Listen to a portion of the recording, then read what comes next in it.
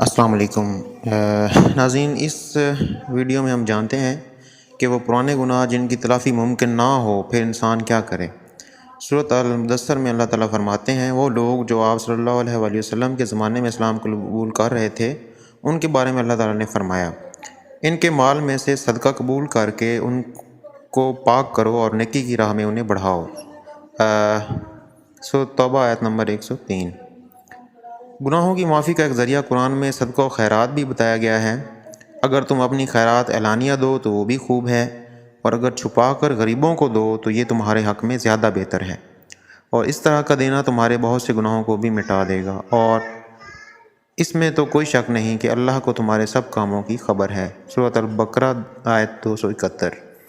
اور ہر شخص کی جان اللہ کے پاس رہن رکھی ہوئی ہے جو کہ نیک اعمال دینے کے بعد ہی چھوٹے گی، لہٰذا انسان اپنی ہی زندگی میں اپنے ہاتھ سے زیادہ صدقہ و خیرات کر کے اپنی جان چھڑوا سکتا ہے۔ ہر متنفس اپنے عمل کے بدلے میں رہن ہوگا۔ سورۃ المدثر آیت نمبر 38۔